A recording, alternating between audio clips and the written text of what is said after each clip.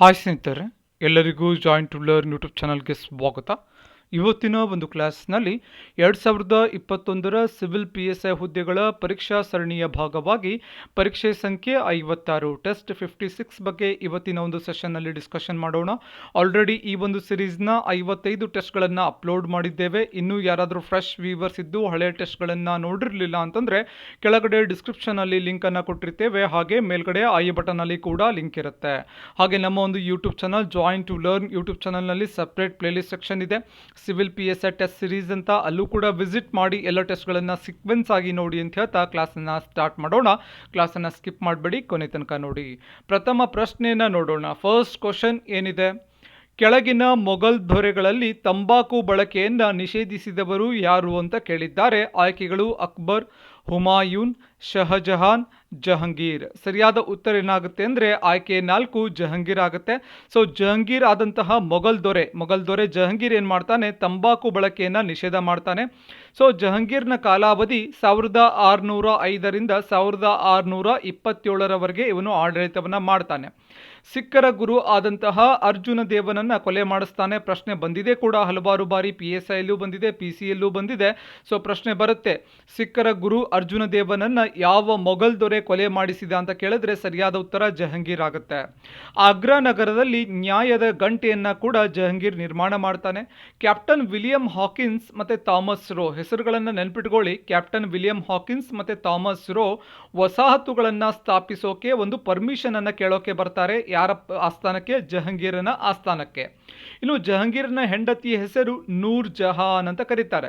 ಚಿಕಣಿ ಕಲೆ ಯಾರ ಒಂದು ಕಾಲದಲ್ಲಿ ಪ್ರಸಿದ್ಧಿಗೆ ಪಡೆಯಿತು ಅಂತ ಪ್ರಶ್ನೆ ಬಂದರೆ ಕೂಡ ಜಹಂಗೀರ್ ಆನ್ಸರ್ ಆಗುತ್ತೆ. ಸೊ ಜಹಂಗೀರ್ನ ಕಾಲದಲ್ಲಿ ಚಿಕಣಿ ಕಲೆ ಪ್ರಸಿದ್ಧಿಗೆ ಬರುತ್ತೆ. ಮುಂದಿನ ಪ್ರಶ್ನೆ ನೋಡಿ, ವಿಜಯನಗರದ ಸಾಮ್ರಾಜ್ಯದ ಯಾವ ದೊರೆ ಚೀನಾದ ಸಾಮ್ರಾಟನ ಬಳಿಗೆ ಆತನ ರಾಯಭಾರಿಯನ್ನು ಕಳುಹಿಸಿದನು ಅಂತ ಕೇಳಿದ್ದಾರೆ. ಆಯ್ಕೆಗಳು 1ನೇ ಹರಿಹರ, 1ನೇ ಬುಕ್ಕ, ಕೃಷ್ಣದೇವರಾಯ, ಸಾಳುವ ನರಸಿಂಹ. ಸರಿಯಾದ ಉತ್ತರ ಆಯ್ಕೆ 2 ಆಗುತ್ತೆ, 1ನೇ ಬುಕ್ ಆಗುತ್ತೆ. ಸೊ 1ನೇ ಬುಕ್ಕ ತನ್ನ ರಾಯಭಾರಿಯನ್ನು ಚೀನಾದ ಸಾಮ್ರಾಟನ ಬಳಿಗೆ ಕಳಿಸ್ತಾನೆ. ಸೊ ಹರಿಹರ ಮತ್ತು ಬುಕ್ಕ ವಿದ್ಯಾರಣ್ಯರ ಸಲಹೆಯೊಂದಿಗೆ. ಸೊ ಪ್ರಶ್ನೆ ಬರುತ್ತೆ, ಸೊ ಹರಿಹರ ಬುಕ್ಕ ಮತ್ತು ಹರಿಹರರ ಒಂದು ಗುರು ಯಾರು ಅಂತಂದರೆ ವಿದ್ಯಾರಣ್ಯ. ಸೊ ವಿದ್ಯಾರಣ್ಯರ ಸಲಹೆಯೊಂದಿಗೆ ತುಂಗಭದ್ರಾ ನದಿಯ ದಂಡೆಯ ಮೇಲೆ ಆನೆಗುಂದಿಯನ್ನು ರಾಜಧಾನಿಯನ್ನಾಗಿ ಮಾಡಿಕೊಂಡು ವಿಜಯನಗರದ ಸಾಮ್ರಾಜ್ಯವನ್ನು ಸ್ಥಾಪನೆ ಮಾಡ್ತಾರೆ. ಸ್ಥಾಪನೆ ಮಾಡಿದವರು ಯಾರು? ಹರಿಹರ ಮತ್ತು ಬುಕ್ಕ. ಯಾರ ಸಲಹೆ ಅಂತಂದರೆ ವಿದ್ಯಾರಣ್ಯ ಗುರುಗಳ ಸಲಹೆ ಮೇರೆಗೆ ತುಂಗಭದ್ರಾ ನದಿಯ ದಂಡೆಯ ಮೇಲೆ ಸ್ಥಾಪನೆ ಮಾಡ್ತಾರೆ. ಯಾವುದು ರಾಜಧಾನಿಯಾಗಿತ್ತು ಅಂತ ಪ್ರಶ್ನೆ ಬಂದರೆ ಆನೆಗುಂದಿ ರಾಜಧಾನಿಯಾಗಿರುತ್ತೆ. ನಂತರದಲ್ಲಿ ಹಂಪಿಯನ್ನು ವಿಜಯನಗರದ ಸಾಮ್ರಾಜ್ಯದವರು ಒಂದು ರಾಜಧಾನಿಯನ್ನಾಗಿ ಮಾಡ್ಕೋತಾರೆ. ಸೊ ಇವರ ಲಾಂಛನ ಯಾವುದು ಅಂತಂದರೆ ವರಾಹ. ಮೊದಲ ರಾಜಧಾನಿ ಆನೆಗುಂದಿ ಆದರೆ ನಂತರದಲ್ಲಿ ಹಂಪಿಯನ್ನು ರಾಜಧಾನಿಯನ್ನಾಗಿ ಮಾಡಿಕೊಂಡು ಒಂದು ಆಳ್ವಿಕೆಯನ್ನು ಮಾಡ್ತಾರೆ. ಮುಂದಿನ ಪ್ರಶ್ನೆ, ಮೈಸೂರಿನ ಕೊನೆಯ ದಿವಾನ ಯಾರು ಅಂತ ಪ್ರಶ್ನೆ ಕೇಳಿದ್ದಾರೆ. ಆಯ್ಕೆಗಳು Mirza Ismail, SR Banerjee, Visvesvaraya, AM Ramaswamy. So ಸರಿಯಾದ ಉತ್ತರ ಆಯ್ಕೆ 4 ಆಗುತ್ತೆ. ಅರ್ಕಾಟ್ ರಾಮಸ್ವಾಮಿ ಅಥವಾ AM ರಾಮಸ್ವಾಮಿ ಮೈಸೂರಿನ ಕೊನೆಯ ದಿವಾನರಾಗಿದ್ದರು. ಅದೇ ರೀತಿ ಮೈಸೂರಿನ ಮೊದಲ ದಿವಾನರು ಯಾರು ಅಂತ ಪ್ರಶ್ನೆ ಬಂದರೆ ಸರಿಯಾದ ಉತ್ತರ ದಿವಾನ್ ಪೂರ್ಣಯ್ಯ ಆಗುತ್ತೆ. ಎರಡೂ ಕೂಡ ಇಂಪಾರ್ಟೆಂಟ್ ಆಗುತ್ತೆ. ಸೊ ಮೈಸೂರಿನ ಮೊದಲ ದಿವಾನ್ ಪೂರ್ಣಯ್ಯ ಆದರೆ ಸೊ ಕೊನೆಯ ದಿವಾನ AM ರಾಮಸ್ವಾಮಿ ಅಥವಾ ಅರ್ಕಾಟ್ ರಾಮಸ್ವಾಮಿ ಕೊನೆಯ ದಿವಾನ ಆಗಿರ್ತಾರೆ. ಸೊ ಇನ್ನುಳಿದಂತೆ ಮೈಸೂರಿನ ಪ್ರಮುಖ ದಿವಾನರು ಯಾರ್ಯಾರಾಗಿದ್ದರು ಅಂತಂದರೆ sir M Visvesvaraya, sir CV Rangacharlu, ಹೀಗೆ ಅನೇಕರು ಮೈಸೂರಿನ ದಿವಾನರಾಗಿ ಒಂದು ಅತ್ಯುತ್ತಮವಾದಂತಹ ಆಡಳಿತವನ್ನು ಮೈಸೂರಿಗೆ ಕೊಡುಗೆಯಾಗಿ ಕೊಟ್ಟಿದ್ರು. ಮುಂದಿನ ಪ್ರಶ್ನೆ ನೋಡೋಣ. ಕಾವೇರಿ ಅಥವಾ ಕಾವೇರಿ ನದಿಯು ದಕ್ಷಿಣ ಭಾರತದ ಪ್ರಮುಖ ಮತ್ತು ಪವಿತ್ರ ನದಿಗಳಲ್ಲೊಂದಾಗಿದೆ ಮತ್ತು ದಖನ್ ಪ್ರಸ್ಥಭೂಮಿಗೆ ಅಡ್ಡಲಾಗಿ ಕರ್ನಾಟಕ ಮತ್ತು ತಮಿಳುನಾಡುಗಳ ಮೂಲಕ ಹರಿಯುತ್ತದೆ. ಅದನ್ನು ಕುರಿತಂತೆ ಕೆಳಗಿನ ಹೇಳಿಕೆಗಳಲ್ಲಿ ಯಾವ ಹೇಳಿಕೆ ಸತ್ಯವಾದದು ಅಂತ ಕೇಳಿದ್ದಾರೆ. ಪ್ರಶ್ನೆ 4 ಲೈನ್ ಇದೆ ಅಂದ ತಕ್ಷಣ ತುಂಬ ಒಂದು ಟಫ್ ಕ್ವಶನ್ ಅಂತ ಅನ್ಕೋಬೇಡಿ, ಬಿಕಾಸ್ ಇನ್ಫಾರ್ಮೇಷನನ್ನು ಆ್ಯಡ್ ಮಾಡಿರ್ತಾರೆ. ಸೊ ಕ್ವಶನ್ ಒಂದು ಸ್ವಲ್ಪ ಕನ್ಫ್ಯೂಸ್ ಆಗಲಿ ಅಥವಾ ಭಯ ಬರಲಿ ಅಂತ ಮಾಡಿರ್ತಾರೆ. 4 ಲೈನ್ ಕ್ವಶನ್ ಇದೆ ಅಂದ ತಕ್ಷಣ ಭಯ ಪಡೋ ಅವಶ್ಯಕತೆ ಇಲ್ಲ. ಇಲ್ಲಿ ಏನು ಕೊಟ್ಟಿದ್ದಾರೆ ಅಂತಂದರೆ ಕಾವೇರಿ ನದಿಯ ಬಗ್ಗೆ ಎಕ್ಸ್ಪ್ಲನೇಷನ್ ಕೊಟ್ಟಿದ್ದಾರೆ. ಅದೊಂದು ಇಂಪಾರ್ಟೆಂಟ್ ನದಿ ದಕ್ಷಿಣ ಭಾರತದ್ದು ಮತ್ತು ಪವಿತ್ರ ನದಿ, ಒಂದು ಹೋಲಿ ರಿವರ್ ಅಂತ ಹೇಳಿದ್ದಾರೆ. ದಖನ್ ಪ್ರಸ್ಥಭೂಮಿಗೆ ಅಡ್ಡಲಾಗಿ ಹರಿಯುತ್ತೆ ಮತ್ತು ಕರ್ನಾಟಕ ಮತ್ತು ತಮಿಳುನಾಡುಗಳ ಮೂಲಕ ಹರಿಯುತ್ತದೆ ಅಂತ ಇನ್ಫಾರ್ಮೇಷನ್ ಅನ್ನು ಕೊಟ್ಟಿದ್ದಾರೆ. ಅದರ ಕುರಿತಂತೆ ಒಂದು ರೈಟ್ ಸ್ಟೇಟ್ಮೆಂಟ್ ಕೇಳಿದ್ದಾರೆ. ಆಯ್ಕೆ 1 ನೋಡೋಣ. ಸ್ಟೇಟ್ಮೆಂಟ್ 1, ಪೂರ್ವ ಘಟ್ಟಗಳ ಪರ್ವತ ಶ್ರೇಣಿಯಲ್ಲಿ ತಲಕಾವೇರಿಯಲ್ಲಿ ಉಗಮವಾಗುತ್ತದೆ. ಎರಡನೇ ಸ್ಟೇಟ್ಮೆಂಟ್ ನೋಡಿ, ಶಿವಮೊಗ್ಗ ಜಿಲ್ಲೆಯಲ್ಲಿ ಸಾಗರ ತಾಲೂಕಿನ ಬಳಿ ಸ್ಥಾಪನೆಯಾಗಿರುವ ಜೋಗ್ ಜಲಪಾತ ಇದರಿಂದ ರೂಪಿತವಾಗಿದೆ. ಇವೆಲ್ಲವೂ ಕೂಡ ಕಾವೇರಿ ನದಿಗೆ ಸಂಬಂಧಿಸಿದ ಸ್ಟೇಟ್ಮೆಂಟ್ಗಳಾಗಿದೆ. ಇದರಲ್ಲಿ ಯಾವುದು ಸರಿಯಾದ ಹೇಳಿಕೆ ಅಥವಾ ಸ್ಟೇಟ್ಮೆಂಟ್ ಅಂತ ನೀವು ಕಂಡುಹಿಡಿಬೇಕು. ಹೇಮಾವತಿ ನದಿ ಇದರ ಉಪನದಿಗಳಲ್ಲಿ ಒಂದು, ಕಬಿನಿ ನದಿ ಇದರ ಉಪನದಿಗಳಲ್ಲಿ ಒಂದಲ್ಲ ಅಥವಾ ಗಳಲ್ಲೊಂದಾಗಿಲ್ಲ ಅಂತ ಕೊಟ್ಟಿದ್ದಾರೆ. ಸೊ ಯಾವುದು ಇದರಲ್ಲಿ ರೈಟ್ ಸ್ಟೇಟ್ಮೆಂಟ್ ಅಂತಂದರೆ ಆಯ್ಕೆ 3 ಸರಿಯಾದ ಉತ್ತರ ಆಗುತ್ತೆ. ಬಿಕಾಸ್ ಹೇಮಾವತಿ ನದಿ ಏನಿದೆ ಅಲ್ವಾ, ಅದು ಕಾವೇರಿ ನದಿಯ ಉಪನದಿ ಆಗಿರುತ್ತೆ. ಸೊ ಹಾಗಾದರೆ ಇದೇ ಒಂದು ಸರಿಯಾದ ಹೇಳಿಕೆ ಆಗಿರುತ್ತೆ. ಬಿಕಾಸ್ ಆಯ್ಕೆ 1 ಸರಿಯಾದ ಹೇಳಿಕೆ ಆಗೋದಿಲ್ಲ. ಯಾಕಂತಂದರೆ ಕಾವೇರಿ ನದಿ ಹರಿಯೋದು ಪಶ್ಚಿಮ ಘಟ್ಟಗಳ ಪರ್ವತ ಶ್ರೇಣಿಯಲ್ಲಿ ಹರಿಯುತ್ತೆ ಹೊರತು ಪೂರ್ವ ಘಟ್ಟಗಳಲ್ಲಿ ಹರಿಯೋದಿಲ್ಲ. ಮತ್ತು ಹೇಮಾವತಿ ನದಿ ಕಾವೇರಿ ನದಿಯ ಉಪನದಿ ಹೌದು. ಇನ್ನು ಶಿವಮೊಗ್ಗ ಜಿಲ್ಲೆಯಲ್ಲಿ ನಿರ್ಮಾಣ ಆದಂತಹ ಒಂದು ಜೋಗ್ ಜಲಪಾತ ಕಾವೇರಿ ನದಿಯಿಂದ ನಿರ್ಮಾಣ ಆಗಿಲ್ಲ, ಅದು ಶರಾವತಿ ನದಿಯಿಂದ ನಿರ್ಮಾಣ ಆಗಿದೆ. ನೆನ್ಪಿಟ್ಕೋಬೇಕು, ಶರಾವತಿ ನದಿಯಿಂದ ನಿರ್ಮಾಣ ಆಗಿರುತ್ತೆ. ಇನ್ನು ಕಬಿನಿ ನದಿ ಇದರ ಉಪನದಿಗಳಲ್ಲಿ ಒಂದಲ್ಲ ಅಂತ ಕೊಟ್ಟಿದ್ದಾರೆ. ಹಾಗಾದ್ರೆ ಕಬಿನಿ ನದಿ ಕಾವೇರಿ ನದಿಯ ಉಪನದಿ ಹೌದು, ಅಲ್ಲ ಅಂತ ಕೊಟ್ಟಿರೋದ್ರಿಂದ ಇದು ರೈಟ್ ಸ್ಟೇಟ್ಮೆಂಟ್ ಆಗೋದಿಲ್ಲ, ಇದು ಕೂಡ ರಾಂಗ್ ಆಗುತ್ತೆ. ಅರ್ಥ ಆಯ್ತಲ್ವಾ ಯಾಕೆ ಎಲ್ಲವೂ ಕೂಡ ರಾಂಗ್ ಆಗುತ್ತೆ ಅಂತ? ಪಶ್ಚಿಮ ಘಟ್ಟಗಳ ಬ್ರಹ್ಮಗಿರಿ ಪರ್ವತ ಶ್ರೇಣಿಯ ತಲಕಾವೇರಿಯಲ್ಲಿ ಹುಟ್ಟುತ್ತದೆ, ಕೊಡಗು ಜಿಲ್ಲೆಯಲ್ಲಿ ಹುಟ್ಟುತ್ತೆ. ಜೋಗ ಜಲಪಾತ ಶರಾವತಿ ನದಿಯಿಂದ ನಿರ್ಮಾಣ ಆಗಿದೆ, ಕಾವೇರಿ ನದಿ ಅಂತ ಕೊಟ್ಟಿದ್ದಾರೆ ಆಯ್ಕೆಯಲ್ಲಿ, ಸರಿ ಆಗೋದಿಲ್ಲ. ಕಬಿನಿ ಕೂಡ ಕಾವೇರಿ ನದಿಯ ಉಪನದಿಯಾಗಿರುತ್ತೆ. ಇನ್ನು ಕಾವೇರಿ ನದಿಯ ಪ್ರಮುಖ ಉಪನದಿಗಳು ಯಾವ್ದ್ಯಾವುದು ಅಂತ ನೋಡೋದಾದ್ರೆ ಹಾರಂಗಿ, ಹೇಮಾವತಿ, ಶಿಂಷಾ, ಅರ್ಕಾವತಿ, ಲಕ್ಷ್ಮಣ ತೀರ್ಥ ಮತ್ತು ಅಮರಾವತಿ. ಒಂದು ವರ್ಷದಲ್ಲಿ 10 ಕಾಂಪಿಟೇಟಿವ್ ಎಕ್ಸಾಮ್ಗಳಾದರೆ ಒಂದು 5 ಎಕ್ಸಾಮ್ಸ್ ಅಲ್ಲಿ ಆದರೂ ಕೂಡ ಒಂದು ಜಿಯೋಗ್ರಫಿ ಸೆಕ್ಷನ್ಸ್ ಅಲ್ಲಿ ರಿವರ್ಗಳ ಮೇಲೆ ಪ್ರಶ್ನೆ ಬರುವಂತ ಸಾಧ್ಯತೆ ಇರುತ್ತೆ. ಮುಂದಿನ ಪ್ರಶ್ನೆ ನೋಡೋಣ. ಕೆಳಗಿನ ಹೇಳಿಕೆಗಳಲ್ಲಿ ಸರಿಯಾದದನ್ನ ಆಯ್ಕೆ ಮಾಡಿ ಅಂತ ಕೊಟ್ಟಿದ್ದಾರೆ. 2 ಸ್ಟೇಟ್ಮೆಂಟ್ ಇದೆ. ಫಸ್ಟ್ ಸ್ಟೇಟ್ಮೆಂಟ್, ಇಂದಿರಾ ಪಾಯಿಂಟ್ ಕನ್ಯಾಕುಮಾರಿಯಲ್ಲಿ ಸ್ಥಾಪಿತವಾಗಿದೆ ಅಂತ ಕೊಟ್ಟಿದ್ದಾರೆ. ಇಂದಿರಾ ಪಾಯಿಂಟ್ ಭಾರತದ ದಕ್ಷಿಣದ ತುತ್ತ ತುದಿ ಅಂತ ಕೊಟ್ಟಿದ್ದಾರೆ. ಅಂದರೆ ಭಾರತವನ್ನು ಇಮ್ಯಾಜಿನ್ ಮಾಡ್ಕೊಳ್ಳಿ, ಭಾರತದ ಮ್ಯಾಪನ್ನು ಇಮ್ಯಾಜಿನ್ ಮಾಡ್ಕೊಳ್ಳಿ. ಸೊ ಈ ಭಾರತದ ಮ್ಯಾಪಲ್ಲಿ ದಕ್ಷಿಣದ ತುತ್ತ ತುದಿ ಇದು ಉತ್ತರ ಆಗುತ್ತೆ, ಇದು ದಕ್ಷಿಣ ಆಗುತ್ತೆ. ಈ ದಕ್ಷಿಣದ ತುತ್ತ ತುದಿ ಇಂದಿರಾ ಪಾಯಿಂಟ್ ಅಂತ ಕೊಟ್ಟಿದ್ದಾರೆ. ಸೊ ಅ ಮಾತ್ರ ಸರಿ, ಬ ಮಾತ್ರ ಸರಿ, ಅ ಮತ್ತು ಬ ಎರಡೂ ಸರಿ, ಅ ಮತ್ತು ಬ ಎರಡು ತಪ್ಪು. ಸರಿಯಾದ ಉತ್ತರ ಆಯ್ಕೆ 2 ಆಗುತ್ತೆ. ಬ ಮಾತ್ರ ಸರಿ ಆಗುತ್ತೆ. ಬಿಕಾಸ್ ಇಂದಿರಾ ಪಾಯಿಂಟ್ ಕನ್ಯಾಕುಮಾರಿಯಲ್ಲಿ ಸ್ಥಾಪಿತವಾಗಿದೆ ಅಂತ ಕೊಟ್ಟಿದ್ದಾರೆ, ಅದು ಕನ್ಯಾಕುಮಾರಿಯಲ್ಲಿ ಇಲ್ಲ, ಅದು ಇರೋದು ಗ್ರೇಟ್ ನಿಕೋಬಾರ್, ಅಂಡಮಾನ್ ನಿಕೋಬಾರ್ನ ಒಂದು ಗ್ರೇಟ್ ನಿಕೋಬಾರ್ನಲ್ಲಿ ಬರುತ್ತೆ. ಬಟ್ ಇಂದಿರಾ ಪಾಯಿಂಟ್ ಭಾರತದ ದಕ್ಷಿಣದ ತುತ್ತ ತುದಿ ಅನ್ನೋದು ಸರಿಯಾಗಿರುತ್ತೆ. ಸೊ ಇಂದಿರಾ ಕೋಲ್ ಭಾರತದ ಉತ್ತರದ ತುತ್ತ ತುದಿಯಾಗಿರುತ್ತೆ. ಇದು ಜಮ್ಮು ಮತ್ತು ಕಾಶ್ಮೀರ್ನಲ್ಲಿದೆ. ಯಾವುದು? ಇಂದಿರಾ ಪಾಯಿಂಟ್ ಎಲ್ಲಿದೆ, ಇಂದಿರಾ ಕೋಲ್ ಎಲ್ಲಿದೆ, ನೆನ್ಪಿಟ್ಕೊಂಡ್ಬಿಡಿ. ಸೊ ಇಂದಿರಾ ಪಾಯಿಂಟ್ ಅನ್ನೋದೇನು ದಕ್ಷಿಣದ ತುತ್ತ ತುದಿ, ಅದು ಇರೋದು ಗ್ರೇಟ್ ನಿಕೋಬಾರ್ನಲ್ಲಿ. ಅದೇ ರೀತಿ ಇಂದಿರಾ ಕೋಲ್ ಅನ್ನೋದು ಉತ್ತರದ ತುತ್ತ ತುದಿ, ಅದು ಇರೋದು ಜಮ್ಮು ಮತ್ತು ಕಾಶ್ಮೀರದಲ್ಲಿ. ಮುಂದಿನ ಪ್ರಶ್ನೆ ನೋಡಿ. ಮಣ್ಣಿನ ಸಂರಕ್ಷಣಾ ಕ್ರಮಗಳು ಕೆಳಗಿನ ಯಾವುದನ್ನ ಒಳಗೊಳ್ಳುತ್ತದೆ ಅಂತ ಕೊಟ್ಟಿದ್ದಾರೆ. ಒಂದು ಸಾಯಿಲ್ ಕನ್ಸರ್ವೇಷನ್ ಮಾಡೋದು. ಆಯ್ಕೆಗಳು ಅರಣ್ಯೀಕರಣ, ಪಟ್ಟಿ ಬೇಸಾಯ, ಅತಿಯಾದ ಮೇಯಿಸುವಿಕೆ ಮೇಲಿನ ನಿರ್ಬಂಧ. 3 ಕೊಟ್ಟಿದ್ದಾರೆ. ಕೆಳಗೆ ನೀಡಿರುವ ಆಯ್ಕೆಯಿಂದ ಸರಿಯಾದದನ್ನ ಆರಿಸಿ. ಅ ಮಾತ್ರ ಸರಿ, ಅ ಮತ್ತು ಬ ಮಾತ್ರ ಸರಿ, ಅ ಮತ್ತು ಕ ಮಾತ್ರ ಸರಿ, ಅ ಬ ಕ ಎಲ್ಲವೂ ಸರಿ. ಸರಿಯಾದ ಉತ್ತರ ಆಯ್ಕೆ 4 ಆಗುತ್ತೆ. ಅ ಬ ಕ ಎಲ್ಲವೂ ಸರಿ ಆಗುತ್ತೆ. ಅಂದ್ರೆ ಮಣ್ಣಿನ ಸಂರಕ್ಷಣಾ ಕ್ರಮಗಳು 3 ಕೂಡ ಆಗುತ್ತೆ. ಅರಣ್ಯೀಕರಣ ಕೂಡ ಹೌದು, ಪಟ್ಟಿ ಬೇಸಾಯ ಹೌದು, ಅತಿಯಾದ ಮೇಯಿಸುವಿಕೆ ಮೇಲಿನ ನಿರ್ಬಂಧ ಕೂಡ ಹೌದಾಗುತ್ತೆ. ಸೊ ಅರಣ್ಯೀಕರಣ ಹೇಗೆ ನಮಗೆ ಹೆಲ್ಪ್ ಆಗುತ್ತೆ ಸಾಯಿಲ್ ಕನ್ಸರ್ವೇಷನ್ಗೆ, ಮಣ್ಣಿನ ಒಂದು ಸವಕಳಿನ ತಡೆಗಟ್ಟೋಕೆ ಅಂತಂದ್ರೆ ಮರಗಳನ್ನ ಬೆಳೆಸುವುದರಿಂದ ಮಣ್ಣಿನ ಸವಕಳಿ ತಡೆಯಬಹುದು, ಮಣ್ಣಿನ ಫಲವತ್ತತೆಯನ್ನ ಕೂಡ ನಾವು ಹೆಚ್ಚಿಸಬಹುದು. ಸೊ ಈಗ ಮರಗಳನ್ನ ನಾವು ಈ ರೀತಿ ಬೆಳೆಸೋದ್ರಿಂದ ಯಾವುದಾದ್ರೂ ಒಂದು ಈಗ ಮಳೆ ಆಯಿತು ಅಥವಾ ನದಿಯಿಂದ ನೀರು ಹರ್ಕೊಂಡು ಬಂತು, ಮಳೆ ನೀರು ಹರ್ಕೊಂಡು ಬಂತಂದ್ರೆ ಸೊ ಈ ಒಂದು ರೂಟ್ಸ್ ಏನಿರುತ್ತೆ, ಒಂದು ಮರದ ಒಂದು ಬೇರುಗಳು ಮಣ್ಣನ್ನು ಹಿಡ್ಕೊಂಡಿರುತ್ತೆ. ಸೊ ಒಂದು ಲೂಸ್ ಇತ್ತು ಅಂದ್ರೆ, ಸಾಯಿಲ್ ಲೂಸ್ ಇತ್ತು ಅಂತಂದ್ರೆ ಅದು ಕೊಚ್ಕೊಂಡು ಹೋಗ್ಬಿಡುತ್ತೆ. ಈ ರೀತಿ ಮಣ್ಣಿನ ಸಂರಕ್ಷಣೆ ಮಾಡುತ್ತೆ. ಸೊ ಇವನ್ ಫಲವತ್ತತೆ ಕೂಡ ಇನ್ಕ್ರೀಸ್ ಆಗುತ್ತೆ. ಪಟ್ಟಿ ಬೇಸಾಯ ಅಂತಂದ್ರೆ ಇಳಿಜಾರಿನ ಪ್ರದೇಶದಲ್ಲಿ, ಒಂದು ಬೆಟ್ಟ ಗುಡ್ಡ ಪ್ರದೇಶದಲ್ಲಿ ಇಳಿಜಾರಿರುತ್ತೆ. ಸೊ ಇವಾಗ ಒಂದು ಟೀ ಕಲ್ಟಿವೇಶನ್ ಆಗಿರ್ಬೋದು, ಅವೆಲ್ಲವೂ ಕೂಡ ಇಳಿಜಾರಿನ ಪ್ರದೇಶದಲ್ಲಿ ಮಾಡ್ತಾ ಇರ್ತಾರೆ. ಸೊ ಇಲ್ಲಿ ಮಾಡುವಂತ ಬೇಸಾಯ ಪದ್ಧತಿಗೆ ಪಟ್ಟಿ ಬೇಸಾಯ ಅಂತ ಕರಿತೀವಿ. ಈ ಇಳಿಜಾರಿನ ಪ್ರದೇಶದಲ್ಲಿ ಬೇಸಾಯ ಮಾಡೋದ್ರಿಂದ ಮಣ್ಣಿನ ಸವಕಳಿ ಅಥವಾ ಲ್ಯಾಂಡ್ ಸ್ಲೈಡ್ ಆಗೋದನ್ನ ಕೂಡ ತಡೆಗಟ್ಟಬಹುದು. ಬಿಕಾಸ್ ಆ ಬೇರುಗಳು ಏನ್ ಮಾಡುತ್ತೆ, ಮಣ್ಣನ್ನು ಹಿಡ್ಕೊಂಡು ಇಟ್ಕೊಳ್ಳುತ್ತೆ. ಇನ್ನು ಅತಿಯಾದ ಮೇಯಿಸುವಿಕೆಯಿಂದ ಕೂಡ ಮಣ್ಣಿನ ಸವಕಳಿಯನ್ನ ಉಂಟಾಗ್ತದ. ಯಾಕಂತಂದ್ರ ಸೊ ಇವಾಗ ಒಂದು ಪ್ಯಾಶ್ಚರೈಸೇಷನ್ ಅಂತ ಕರಿತೀವಿ ನಾವು. ಒಂದು ಹುಲ್ಲುಗಾವಲು ಪ್ರದೇಶ ಇರುತ್ತೆ, ಆ ಹುಲ್ಲುಗಳೆಲ್ಲ ಬೆಳೆದಿರುತ್ತೆ ಅಂತಂದ್ರೆ ಅದು ರೂಟ್ಸ್ಗಳು ಕೂಡ ಮಣ್ಣನ್ನು ಹಿಡ್ಕೊಂಡಿರುತ್ತೆ. ಯಾವಾಗ ಒಂದು ಪ್ರಾಣಿಗಳು ಆ ಹುಲ್ಲನ್ನು ತಿನ್ನುತ್ತೆ ಆವಾಗ ಅಲ್ಲಿನ ಹುಲ್ಲಿನ ನಾಶ ಆಗುತ್ತೆ, ಆ ರೂಟ್ಸ್ಗಳು ಕೂಡ ಡ್ಯಾಮೇಜ್ ಆಗುತ್ತೆ. ಸೊ ಅವಾಗ ಮಣ್ಣಿನ ಸವಕಳಿ ಉಂಟಾಗುತ್ತೆ. ಸೊ ಅತಿಯಾದ ಮೇಯಿಸುವಿಕೆ ಮೇಲೆ ನಿರ್ಬಂಧ ಮಾಡೋದ್ರಿಂದ ಕೂಡ ನಾವು ಮಣ್ಣಿನ ಸವಕಳಿನ ತಡೆಗಟ್ಟಬಹುದಾಗುತ್ತೆ. ಮುಂದಿನ ಪ್ರಶ್ನೆ ನೋಡಿ, ಈ ಕೆಳಗಿನ ಯಾವ ರಾಜ್ಯಗಳು ವಿಧಾನ ಪರಿಷತ್ತನ್ನು ಹೊಂದಿಲ್ಲ ಅಂತ ಕೇಳಿದ್ದಾರೆ. ಆಯ್ಕೆಗಳು ಉತ್ತರ ಪ್ರದೇಶ, ಕರ್ನಾಟಕ, ಛತ್ತೀಸ್ಗಢ, ಜಾರ್ಖಂಡ್. ಅ ಮತ್ತು ಕ ಮಾತ್ರ ಸರಿ, ಅ ಮತ್ತು ಬ ಮತ್ತು ಕ ಮಾತ್ರ ಸರಿ, ಕ ಮಾತ್ರ ಸರಿ, ಕ ಮತ್ತು ಡ ಮಾತ್ರ ಸರಿ. ಸೊ ಲೆಜಿಸ್ಲೇಟಿವ್ ಕೌನ್ಸಿಲ್ಗಳು ಯಾವ ಒಂದು ಸ್ಟೇಟ್ಗಳಲ್ಲಿ ಇದೆ ಅಂತ ಕೇಳಿದ್ದಾರೆ. ಸೊ ಇಲ್ಲಿ ಇಲ್ಲ ಅಂತ ಕೇಳಿರೋದು. ಸೊ ಯಾವ ಹೊಂದಿಲ್ಲ ಅಂತಂದ್ರೆ ಆಯ್ಕೆ 4 ಸರಿಯಾದ ಉತ್ತರ ಆಗುತ್ತೆ. ಬಿಕಾಸ್ ಛತ್ತೀಸ್ಗಢ ಮತ್ತು ಜಾರ್ಖಂಡ್ನಲ್ಲಿ ಒಂದು ವಿಧಾನ ಪರಿಷತ್ಗಳು ಇಲ್ಲ. ಸೊ ಇಲ್ಲಿಯವರೆಗೆ ಆಸ್ ಪರ್ 2021 ಕೇವಲ 6 ರಾಜ್ಯಗಳಲ್ಲಿ ಮಾತ್ರ ವಿಧಾನ ಪರಿಷತ್ ಇದೆ. ಎಲ್ಲೆಲ್ಲಿ? ಆಂಧ್ರ ಪ್ರದೇಶ, ಕರ್ನಾಟಕ, ತೆಲಂಗಾಣ, ಮಹಾರಾಷ್ಟ್ರ, ಬಿಹಾರ್ ಮತ್ತೆ ಉತ್ತರ ಪ್ರದೇಶ. ಸೊ ಇದರಲ್ಲಿ ಈಸಿಯಾಗಿ ನೆನ್ಪಿಟ್ಕೋಬೇಕು, ದಕ್ಷಿಣದ 4 ರಾಜ್ಯಗಳಿದೆ. ದಕ್ಷಿಣದ 4 ರಾಜ್ಯಗಳು ಆಂಧ್ರ ಪ್ರದೇಶ, ಕರ್ನಾಟಕ, ತೆಲಂಗಾಣ, ಮಹಾರಾಷ್ಟ್ರ. ನೀವು ಕರ್ನಾಟಕವನ್ನ ಇಮ್ಯಾಜಿನ್ ಮಾಡ್ಕೊಳ್ಳಿ, ಅದರ ಸುತ್ತಮುತ್ತ ಇರುವಂತಹ ಒಂದು 3 ರಾಜ್ಯಗಳು ಆಂಧ್ರ ಪ್ರದೇಶ, ತೆಲಂಗಾಣ, ಮಹಾರಾಷ್ಟ್ರ. ಸೊ ಇನ್ ಬಿಟ್ರೆ ಬಿಹಾರ್ ಮತ್ತೆ ಉತ್ತರ ಪ್ರದೇಶದಲ್ಲಿ ಇದೆ ಯಾವುದು ಒಂದು ವಿಧಾನ ಪರಿಷತ್ ಇದೆ. ಅದು ನಾರ್ತನ್ ನಲ್ಲಿ 2 ಸ್ಟೇಟ್ ಬರುತ್ತೆ, ಒಂದು ಬಿಹಾರ್ ಮತ್ತೆ ಉತ್ತರ ಪ್ರದೇಶ. ಮುಂದಿನ ಪ್ರಶ್ನೆ ನೋಡಿ, ಕೆಳಗಿನ ಯಾವ ಸಂವಿಧಾನ ತಿದ್ದುಪಡಿ ಕಾಯ್ದೆಯು ಕೇಂದ್ರದಲ್ಲಿ ಮತ್ತು ಒಂದು ರಾಜ್ಯದಲ್ಲಿನ ಮಂತ್ರಿ ಪರಿಷತ್ತಿನ ಗಾತ್ರವು ಕ್ರಮವಾಗಿ ಲೋಕಸಭೆಯ ಒಟ್ಟು ಸದಸ್ಯರ ಸಂಖ್ಯೆಯ ಮತ್ತು ರಾಜ್ಯದ ವಿಧಾನಸಭೆಯ ಒಟ್ಟು ಸದಸ್ಯರ ಸಂಖ್ಯೆಯ 15% ಮೀರಬಾರದು ಅಂತ ಹೇಳುತ್ತೆ ಅಂತ ಕೇಳಿದ್ದಾರೆ. ಯಾವ ಒಂದು ಅಮೆಂಡ್ಮೆಂಟ್ ಅಥವಾ ತಿದ್ದುಪಡಿ ಕೇಂದ್ರ ಆಗಿರ್ಬೋದು, ಒಂದು ರಾಜ್ಯದಲ್ಲಿ ಮಂತ್ರಿ ಪರಿಷತ್ ಎಷ್ಟಿರುತ್ತೆ, ಒಂದು ಮಂತ್ರಿ ಮಂಡಲ ಎಷ್ಟಿರುತ್ತೆ, ಆ ಒಂದು ಲೋಕಸಭೆಯ ಒಟ್ಟು ಸದಸ್ಯರ ಸಂಖ್ಯೆಯ ಒಂದು 15% ಮೀರಬಾರದು ಅಂತ ಕೇಳಿದ್ದಾರೆ. ಸೊ ಯಾವುದು ಆಯ್ಕೆ ಆಗುತ್ತೆ ನೋಡೋಣ. 91ನೇ ತಿದ್ದುಪಡಿ, 93ನೇ ತಿದ್ದುಪಡಿ, 95ನೇ ತಿದ್ದುಪಡಿ, 97ನೇ ತಿದ್ದುಪಡಿ. ಸರಿಯಾದ ಉತ್ತರ ಆಯ್ಕೆ 1 ಆಗುತ್ತೆ, 91ನೇ ತಿದ್ದುಪಡಿ ಆಗುತ್ತೆ. ಸೊ 93ನೇ ತಿದ್ದುಪಡಿ ಏನು ಹೇಳುತ್ತೆ ಅಂದರೆ, ಖಾಸಗಿ ಅನುದಾನ ರಹಿತ ವಿದ್ಯಾಸಂಸ್ಥೆಗಳಲ್ಲಿ, ಒಂದು ಖಾಸಗಿ ಸ್ಕೂಲ್ಗಳಲ್ಲಿ ಸೊ ಪರಿಶಿಷ್ಟ ಜಾತಿ, ಪರಿಶಿಷ್ಟ ಪಂಗಡ ಮತ್ತು ಸಾಮಾಜಿಕವಾಗಿ ಹಾಗೂ ಶೈಕ್ಷಣಿಕವಾಗಿ ಹಿಂದುಳಿದಂತಹ ವರ್ಗಗಳ ಮಕ್ಕಳಿಗೆ ಒಂದು ಮೀಸಲಾತಿಯನ್ನು ಕೊಡಬೇಕು ಅಂತ ಹೇಳಿ ಅದನ್ನು ಜಾರಿಗೊಳಿಸುತ್ತೆ.